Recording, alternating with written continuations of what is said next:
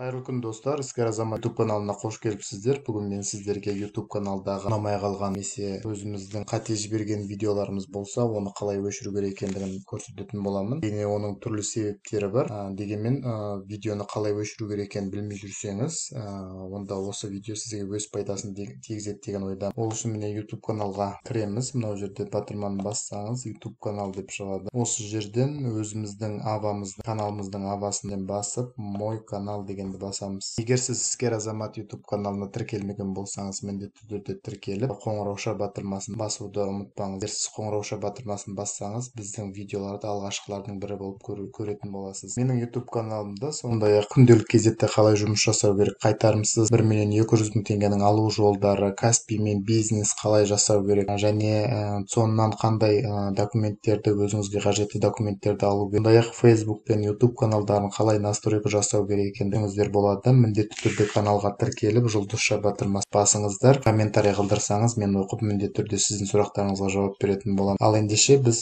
бүгінгі видеомыз бойынша YouTube каналдағы ұнамай қалған видеоны қалай өшіру керек екендігін көрсететін боламын. Ол үшін творческая студия деген кіреміз. Осы жерде кіргеннен кейін перетека видео дегенге кіреміз. Міне осы жерде мысал үшін біз мынау жерде өшіргіміз келді. Ол үшін да 3 батырма тұр. Осы 3 батырманың үстінен басып удалить деп бассақ, я принимаю дегенді басамыз. Міне сіздің видеоңыз YouTube каналдан өшті. Сондай-ақ мынау жерде бір видео бар. Осы видео ету керек. Бұны да ұнамайтын видеолар болмаса, дұрыс болмай қалған видеоларды осылай удалить етсеңіздер болады. Бүгінгі видео сіздерге пайдалы болды деп ойлаймын. Егер қосымша сұрақтарыңыз болса, міндетті түрде комментарий бөлдіріңіздер. Өз сұрақтарыңызды мен міндетті түрде оқып жауап беремін. Менің еңбегімді бағалап, видеоға лайк басып, каналға жазылуды ұмытпаңыздар. Бұл сіздердің каналымның дамуына қосқан үлкен үлесіңіз деп білемін.